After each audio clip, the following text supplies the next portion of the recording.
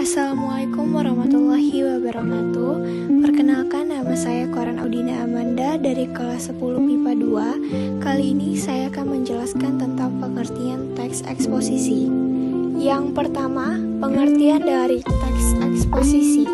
Pengertian dari teks eksposisi adalah sebuah karangan atau paragraf yang mengandung informasi atau pengetahuan yang mencoba digambarkan dalam bentuk yang padat, singkat, dan jelas.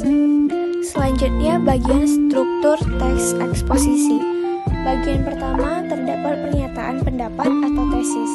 Bagian pertama atau awalan teks ini yang sering disebut dengan opini yang diangkat oleh penulis.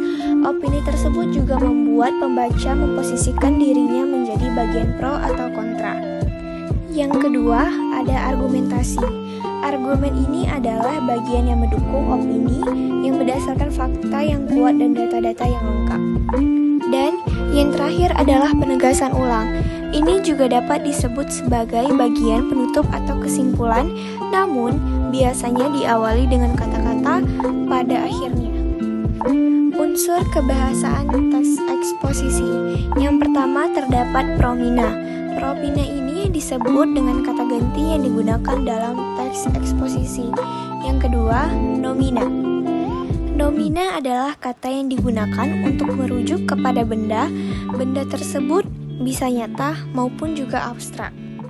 Selanjutnya ada verba. Verba merupakan kata yang digunakan untuk merujuk ke arah pergerakan, proses, atau perbuatan. Dan yang terakhir adalah konjungsi. Konjungsi adalah kata yang digunakan sebagai penguat untuk sebuah argumen. Ciri-ciri teks eksposisi. Yang pertama, bersifat menjelaskan. Yang kedua, mengandung fakta. Yang ketiga, isi teks eksposisi bersifat netral. Dan yang terakhir adalah menggunakan bahasa yang baku. Bagian yang terakhir adalah jenis-jenis teks eksposisi. Yang pertama, terdapat teks eksposisi definisi. Eksposisi definisi ini menjelaskan topik tertentu secara definisi atau memberikan makna. Yang kedua, eksposisi perbandingan. Eksposisi perbandingan ini membandingkan antara satu dengan yang lainnya. Pembahasan satu persoalan akan lebih jelas daripada hanya berfokus pada penyelesaian itu sendiri. Yang ketiga atau yang terakhir adalah eksposisi berita, yang hanya menyediakan informasi yang bersifat aktual dan faktual. Sekian pembahasan dari saya, lebih dan kurang saya mohon maaf. Wassalamualaikum warahmatullahi wabarakatuh.